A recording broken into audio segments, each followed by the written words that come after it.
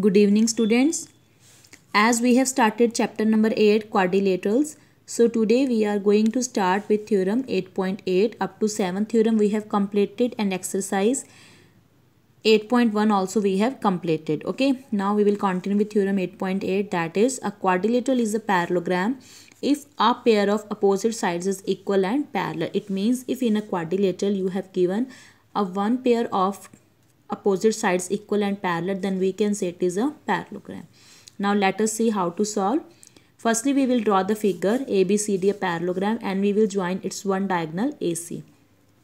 Now we write given a quadrilateral ABCD where AB is equal to DC and AB parallel DC. This is given to us. We have to prove that ABCD is a parallelogram. Now let us see its proof. Firstly, we congruent these two triangles ABC and CDA. As AB is equal to DC, this is given. AC is equal to CA, this is common, and angle 1 is equal to 2, this is alternate interior angle. Because AB is parallel to DC, it means alternate interior angles are equal. So we can say triangle ABC is congruent to triangle CDA by side angle side criteria. Now if two triangles are congruent, then by CPCT we can take AD is equal to BC and angle 3 is equal to 4. As AD is equal to BC, angle 3 is equal to 4, but these are alternate interior angles, so we can say AD is parallel to BC. Now both pair of opposite sides are parallel, so we can say ABCD is a parallelogram. So this result directly we can use in the questions. Next we will do midpoint theorem.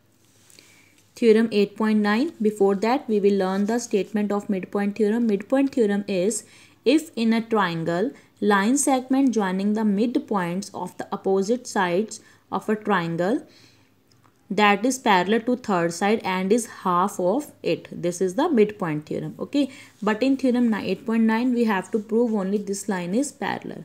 So here firstly in this figure we will draw a triangle ABC where E and F are the midpoints of AB and AC, and we join EF. Okay, what we want to prove?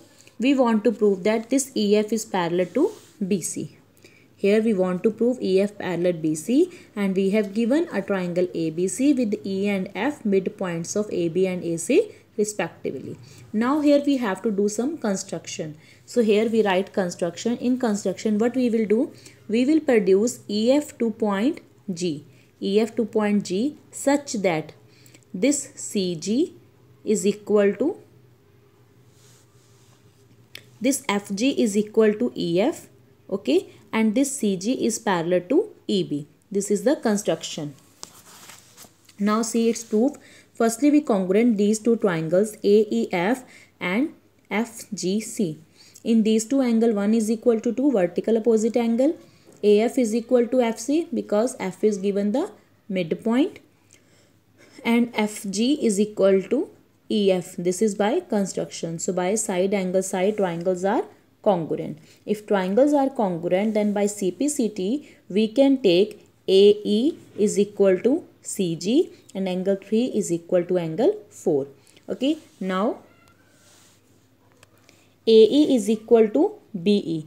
This is because A is the midpoint of AB. AE is equal to CG. AE is equal to BE. That implies CG is equal to BE. Also CG is parallel to BE. This is by construction. So now recently theorem which we have proved, theorem 8.8, that if in a quadrilateral one pair of opposite sides is equal and parallel, that is a parallelogram. So CG is equal to BE, CG parallel to BE. We can say EBCG is a parallelogram.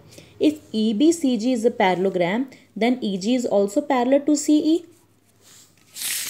Here EG is also parallel to BC. It means EF parallel to BC. This we want to prove that this line is parallel to third side. Okay, this is the proof of this theorem. But if we have to prove midpoint theorem completely, after that one more step we will do, that is if EG is equal to BC, because parallelogram, so this will be equal also. Now F is midpoint of EG, so it can be written as EF plus FG is equal to BC. twice of EF is equal to BC, and EF is half of BC. This is our midpoint theorem, that line joining the midpoints is parallel to third side and is also half of it. After that, one more theorem left, that is the converse of midpoint theorem, that we will discuss in Zoom class. You will revise these two theorems. If any doubt is there, then you can ask me in the Zoom session. Okay, try to do these theorems in your notebook. Thank you, students.